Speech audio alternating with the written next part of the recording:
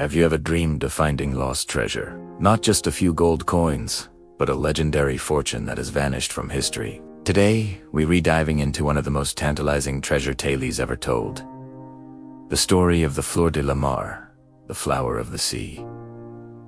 This wasn't just any ship, it was a legendary Portuguese carrack, the largest of its time, and it was carrying a treasure so vast it would be worth billions today. Our story begins in the early 16th century, the height of the Age of Discovery. Portugal was a dominant naval power, establishing trade routes and colonies across the globe. The Flor de la Mar, launched in 1502, was the jewel of the Portuguese fleet. For nearly a decade, she sailed the Indian Ocean, participating in critical battles and voyages that shaped the course of history. She was a workhorse, a warship, and a symbol of Portugal's might, but it was her final voyage that sealed her legend.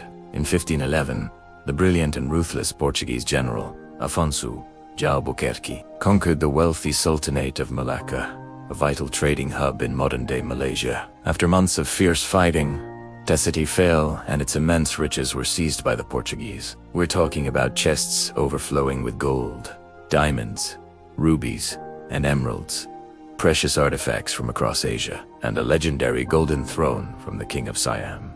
This wasn't just loot. It was the accumulated wealth of a powerful empire. Albuquerque decided to personally escort this staggering treasure back to King Manuel I in Portugal. And what better vessel to carry it than the celebrated Flor de la Mar? The ship was loaded to the brim.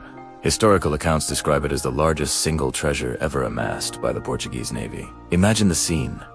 The decks groaning under the weight of gold bullion, sacks of precious gems, and priceless artifacts. The crew must have felt like they were sailing on a floating mountain of wealth. In late 1511, the Flor de la Mar, accompanied by a few other ships, set sail from Malacca. The mood on board was probably ecstatic. They had survived a brutal campaign and were now heading home as heroes, carrying a fortune that would secure Portugal's dominance for years to come. But the sea is a fickle master. As the fleet sailed through the Strait of Malacca, a notoriously treacherous stretch of water known for its sudden, violent storms, disaster struck. A powerful tempest descended upon them without warning. The winds howled and the waves rose like mountains, tossing the mighty ships around like toys. The Flor de la Mar, heavily overloaded and already old and weathered from years of service, was no match for the storm's fury. The ship was battered relentlessly. The hull, strained by the immense weight of the treasure, began to crack and take on water. In the dead of night, the Flor de la Mar struck a reef off the coast of Sumatra. The sound of splintering wood must have been terrifying, a death knell for the ship and its precious cargo. The grand vessel broke in two. Chaos erupted. The crew scrambled for their lives in the churning, dark water. Afonso de Albuquerque himself barely survived, clinging to a makeshift raft as he watched his grand prize, the flower of the sea, slip beneath the waves. While Albuquerque and some of the crew were rescued, the ship and its legendary treasure were lost to the depths. Everything, the gold, the jewels, the priceless artifacts, sank to the bottom of the sea. And that's where the mystery truly begins. For 500 years, the Flor de la Mar and its immense treasure have remained lost.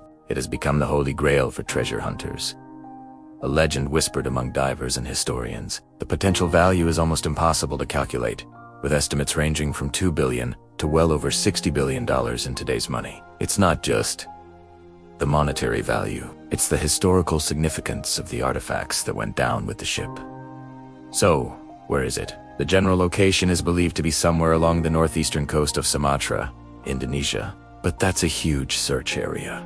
The Strait of Malacca is a busy shipping lane with strong currents, a muddy seabed, and poor visibility. Over the centuries, the wreck could have been buried under layers of silt and sand, making it almost impossible to detect with sonar. Countless expeditions have been launched to find it. Famous treasure hunters, marine archaeologists, and hopeful adventurers have all tried their luck. They've spent millions of dollars on state-of-the-art equipment, poring over ancient maps and historical accounts. One of the most famous attempts was by the controversial treasure hunter Robert Marks in the late 1980s and early 90s. He claimed to have pinpointed the location and spent years and a small fortune trying to secure salvage rights from the Indonesian government. But legal battles, political red tape, and rival claims ultimately thwarted his efforts. He never got to dig. The challenges are immense. First, you have the natural obstacles. The currents in the strait can shift wreckage and bury it deep. The water is murky, and the seabed is a complex landscape of rock and mud. It's like looking for a golden needle in a continent-sized haystack. Then there are the man-made obstacles. Who does the treasure belong to? Portugal, who originally owned it. Malaysia, from where it was taken. Or Indonesia, in whose waters it likely rests. International salvage laws are incredibly complex, and any discovery would immediately trigger a massive legal battle between nations, museums, and private sellers. This jurisdictional nightmare is a huge deterrent for many potential searchers. Despite all this, the hunt continues.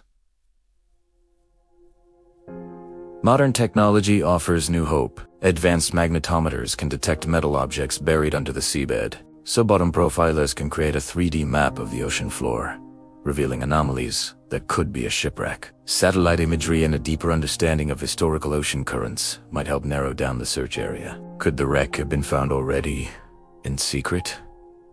It's a tantalizing thought. Perhaps a local fisherman stumbled upon it decades ago, or a clandestine operation quietly salvaged parts of the treasure without alerting the world. Given the high stakes, it's certainly possible. But a treasure of this magnitude would be incredibly difficult to keep secret for long. Selling off unique, these 16th century artifacts would raise red flags all over the art and antiquities market. So, for now, the Flor de la Mare.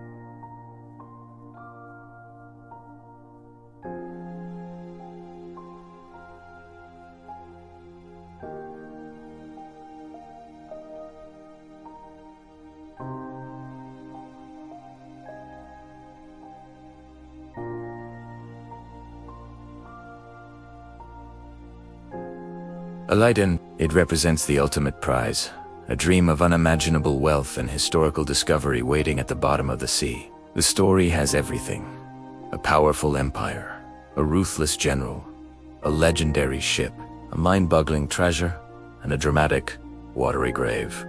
What do you think? Will the Flor de la Mar ever be found, or is it destined to remain a legend?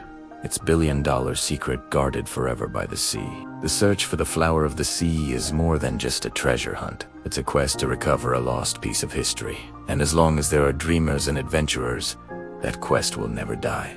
Thanks for joining me on this incredible journey into the past. If you love stories of lost treasures and historical mysteries, make sure to hit that like button and subscribe for more adventures. Let me know in the comments what legendary treasure you'd love to see us cover next. Until then, keep exploring.